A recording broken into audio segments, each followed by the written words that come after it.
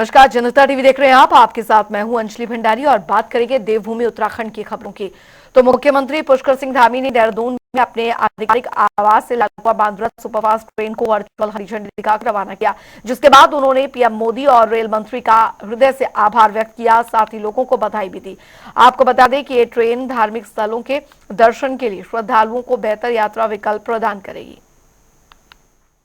हमारे नीम करोली बाबा के आशीर्वाद से आज लालकुआं से बांद्रा ट्रेन का संचालन का जो स्वप्न था, हम लोगों की बहुत लंबे समय से जो मांग थी, वो मांग पूरी हुई है। इस अवसर पर मैं आप सभी को बहुत बधाई देता हूं, बहुत शुभकामनाएं देता हूं। साथ ही इस रेल के संचालन के लिए, जिसके कारण से हमारे मुंबई से उत्तराखंड आने वाले, कुमाऊं क्षेत्र में आने वाले, हल्द्वानी, अल्मोड़ा, पिथौरागढ़ आसपास के क्षेत्रों में बहुत सारे लोग जो यहाँ से, जिनका घर है, यहाँ आना जाना होता है, उनके लिए भी बहुत सुविधा हुई है।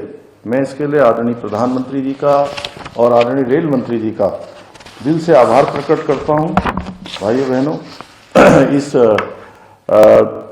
रेल के संचालन से लालकुआं बांद्रा एक्सप्रेस के रामपुर, मुरादाबाद, गाजियाबाद। तो आगामी दिवाली के त्योहार को लेकर देश में तैयारियां जोर शोरों से चल रही है और इसी के चलते देहरादून में आयोजित दीपावली सांस्कृतिक महोत्सव में सीएम पुष्कर सिंह धामी ने शिरकत की। वहीं कार्यक्रम में उन्होंने दीप प्रज्वलित करके सीएम का शुभारंभ जो कार्यक्रम का शुभारंभ है, मुख्यमंत्री ने किया। वीर गोरखा समाज के इस दशहरे पर्व दीपावली के महोत्सव में इस कार्यक्रम में उपस्थित हमारे आज के अतिथि नेपाल के राजदूत डॉक्टर सुरेंद्र थापा जी, और अभी आपने जिनको सुना, यहाँ देहरादून में लंबे समय तक जो देहरादून के नगर पालिका, महापालिका मेयर के रूप में भी उन्होंने लंबे समय तक काम किया है, ऐसे हमारे धर्मपुर क्षेत्र के लोकप्रिय विधायक आदरणीय विनोद चमोली जी, लेफ्टिनेंट जनरल राम सिंह प्रधान जी और वीर गोरखा कल्याण समिति के अध्यक्ष श्री कमल थापा जी, अध्यक्ष आंचलिक फिल्म एसोसिएशन चंद्रवीर गायत्री जी, विशाल थापा जी, सूर्य विक्रम शाही जी, टेकू थापा जी, श्री देवकला दीवान जी, सांस्कृतिक सचिव एवं समस्त हमारे पदाधिकारीगण बड़ी संख्या में आए हुए सभी हमारे बड़े बुजुर्ग, सभी उपस्थित माताएं, बहनें, सभी मेरे युवा नौजवान साथियों, सभी हमारे कलाकार बंधु जो इस कार्यक्रम में अपनी प्रस्तुति दे रहे हैं, हमारे सभी गोरखा बटालियन के हमारे सभी सैनिक, मैं सबसे पहले तो इस अवसर पर आप सभी को मैं अपनी ओर से, आपके समस्त परिवारजनों को, सभी कुटुंबजनों को मैं बहुत बधाई देता हूं, बहुत शुभकामनाएं देता हूं। और साथ ही इस पावन अवसर पर जब हम सब इस महोत्सव का आयोजन कर रहे हैं, और जैसा कमल थापा जी ने बताया कि पिछले 8 वर्षों से लगातार यह आयोजन यहाँ पर अनवरत रूप से यहाँ पर आयोजित हो रहा है। आप सभी के जीवन में सुख, शांति, समृद्धि और आप सबके उत्तम स्वास्थ्य की कामना करता हूं।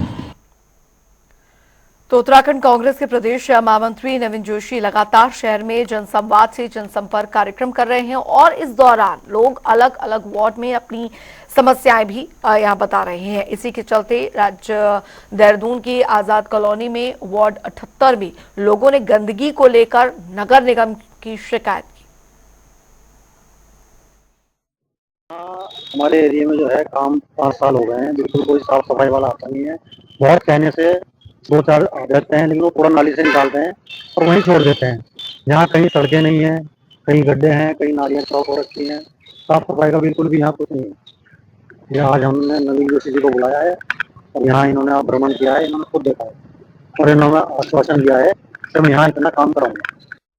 गंदगी देखो ये बीमारी की भी जड़ है। सबसे पहली बात तो हम वहाँ पे रहते हैं इतनी दूर, इसकी स्मेल वहां तक के जाती है हवा के साथ साथ फैल के। और दूसरी बात, यहाँ पे हमारे कोई मेहमान रिश्तेदार आता है तो ऐसा लगता है कि हम कबाड़ खाने में जा रहे हैं। मतलब यहाँ का ना व्यवस्था सही नहीं है। ऐसी जगह होना चाहिए था कि कहीं पे साइड में, अब गाड़ियां भी रोड पे खड़ी कर देते हैं और ना ऐसे करते हैं, पूरे रोड पे अपना समझते हैं कि कोई दिक्कत नहीं है। हाँ, जहाँ भी गाड़ी आ रही है पीछे से आ रही है, 2 बार एक्सीडेंट भी हो गया इनकी गाड़ियों से ही।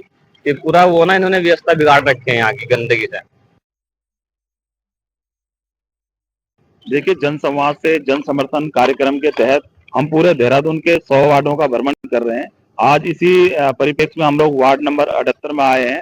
तो यहाँ के सारे क्षेत्र के लोग मेरे साथ यहाँ पर उपस्थित हैं अभी।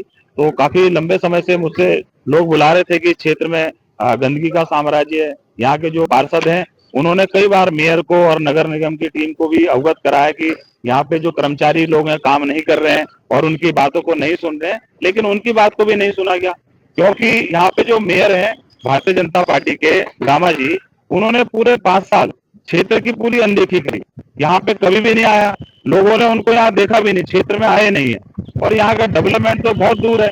हम यहाँ पे अभी भी, मैंने यहाँ के जो सुपरवाइजर हैं उनको 3 बार मैं कॉल मिला चुका हूँ, वो फोन नहीं उठा रहे।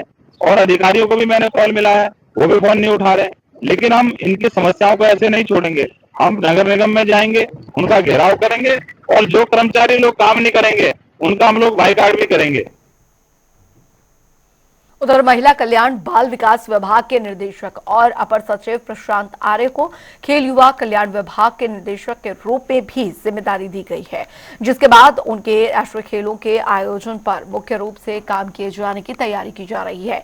इस बात पर प्रशांत आर्य ने कहा कि कई सालों बाद काफी प्रयासों से उत्तराखंड को यह जिम्मेदारी मिली है। साथ ही उन्होंने कहा कि राष्ट्रीय खेलों के आयोजन के लिए हमने अलग अलग टीम और कमेटी का गठन किया है, जिसके साथ आउटसोर्स पर हमने सेवाएं ली है और फील्ड वर्क पर गति बढ़ाने की आवश्यकता भी है।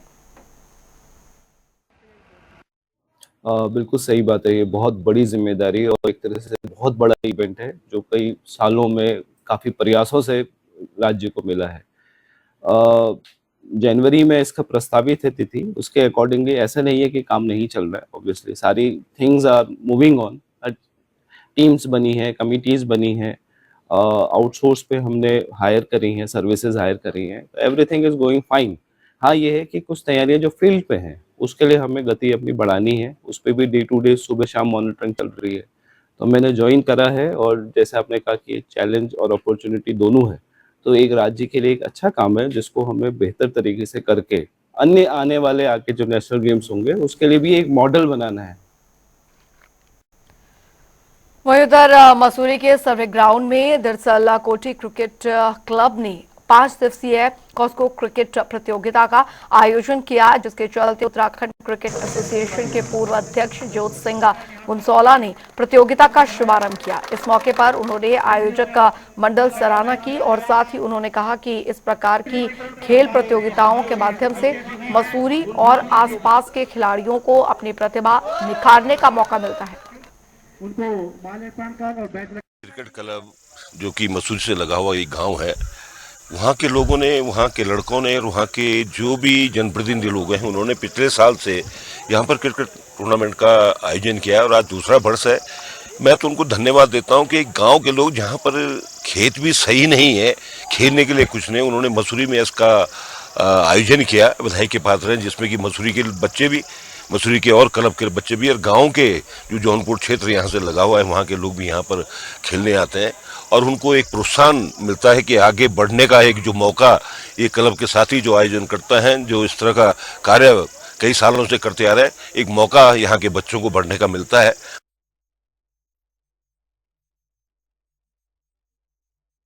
सबसे पहले कोल्टी मवाना की जो ये क्रिकेट के जो आयोजक साथी हैं, समिति है, उनके सभी पदाधिकारियों को मैं बधाई देता हूं कि ये उनका दूसरा प्रयास है, दूसरा साल है और कॉस्को बॉल का जो है यहाँ पर इन्होंने एक आयोजन किया और लगभग 5 दिन चलने वाला ये आयोजन सफल हो, इसकी हम कामना करते हैं।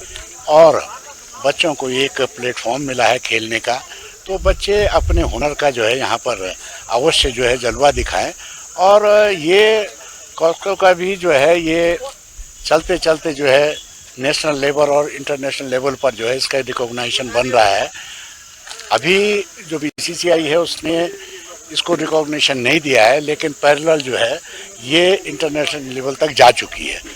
हमारे जो ग्राम पंचायत कोल्टी मोहाना है उसमें मैदान न होने के कारण जो है हमने इनके खास एक जो क्रिकेट का जो उद्देश्य है कि इनका मानना था कि हम सर्वे फील्ड में जो एक ग्राउंड है यहाँ पे हम टूर्नामेंट करवा सकते हैं। तो फर्स्ट टाइम हमने पिछले 2023 में ये करवाया यहाँ पे मैच, बहुत अच्छा रहा और इस बार दूसरी बार हम करवाने जा रहे हैं।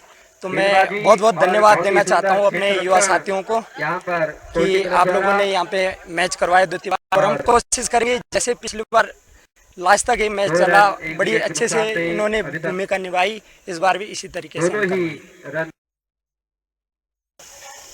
क्रिकेट टूर्नामेंट का पहला आयोजन जो पिछले साल किया गया था उसी की जो उन्होंने द्वितीय क्रिकेट आयोजन किया जा रहा है द्वितीय वर्ष।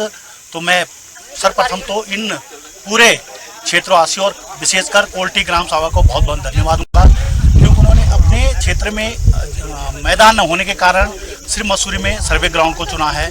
तो ये अभाव हमारे पूरे क्षेत्र में है क्रिकेट ग्राउंड का या अन्य खेल जो भी होंगे। अब खेलों पे माननीय मुख्यमंत्री जी और माननीय क्रिकेट हो या अन्य फुटबॉल, कबड्डी, नेशनल एथलेटिक्स जो भी कोई होता है उसके लिए ग्राउंड होना जरूरी है। उधर उत्तराखंड पावर कॉर्पोरेशन स्मार्ट बनाने की दिशा में एक अहम कदम उठाया है, जिसके चलते प्रदेश में स्मार्ट बिजली मीटर लगाने का कार्य शुरू कर दिया गया है। वहीं स्मार्ट मीटर की मदद से उपभोक्ताओं को अब ये जानने में सुविधा होगी उन्होंने कितनी बिजली का उपयोग किया है। मैं कहता हूं कि अगर स्मार्ट मीटर लग जाएंगे और जितनी हमारी खपत होगी उतनी हमको रीडिंग देनी पड़ेगी, तो किसानों को लाभ होगा।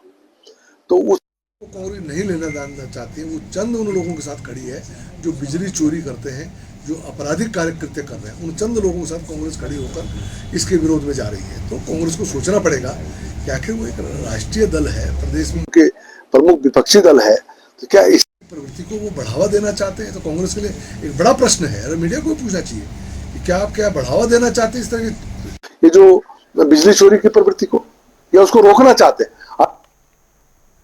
उधर पुलिस स्मृति दिवस पर उत्तरकाशी में स्थित शहीद स्मारक में शहीद जवानों को श्रद्धांजलि अर्पित की गई। पुलिस अधीक्षक ने शहीद हुए जवानों को याद कर उन्हें नमन किया और साथ ही सलामी देकर याद भी किया। उधर मसूरी में प्रतापनगर से कांग्रेस विक्रम सिंह नेगी ने दरअसल एक कार्यक्रम में शिरकत की। साथ ही उन्होंने केदारनाथ सीट पर होने जा रहे उपचुनाव को लेकर बीजेपी सरकार पर हमला बोलते हुए कहा कि इस बार प्रदेश सरकार की गलत नीतियों के कारण ही केदारनाथ की यात्रा प्रभावित हुई है, जिससे केदारनाथ में रोजगार व्यापार करने वाले लोगों के साथ बस और टैक्सी संचालकों को भी भारी नुकसान हुआ। कामों में जब कहीं बिड निकलती है, टेंडर निकलता है, तो यदि मंत्री जी या उनके संबंधी सम्मिलित होंगे तो उसमें पारदर्शिता नहीं रहेगी। भले उन्होंने उससे बैकआउट कर लिया अपने को, लेकिन ये वहाँ स्थानीय लोगों को वरीयता के आधार पर मिलना चाहिए और उनका हक है। इन्हीं उद्देश्यों को लेकर इस राज्य का भी निर्माण हुआ है। और जब हम घर और गांव में रोजगार और स्वरोजगार के अवसर पैदा करेंगे तो पलायन भी रुकेगा। लेकिन हर जगह अगर बाहर से आकर वहां आदमी ये सब करेगा, मैंने तो प्राइवेट बिल के माध्यम से उत्तराखंड के पर्वतीय क्षेत्र को, कुमाऊं और गढ़वाल को संविधान की अनुसूची 5 में शामिल करने के लिए बिल पेश किया है और उस पर अभी चर्चा होनी बाकी है। और उसके माध्यम से जितनी चीजें आपके, चाहे भू कानून हो, चाहे मूल निवास हो, ये सब की भी आवश्यकता नहीं पड़ेगी। उसमें ये सारी चीजें, ट्राइबल का दर्जा पर्वतीय क्षेत्र को मिलना चाहिए। केदारनाथ में देखिए सीधी सी बात है, आपने इस बार सुना कि यात्रा सरकार के द्वारा प्रभावित की गई।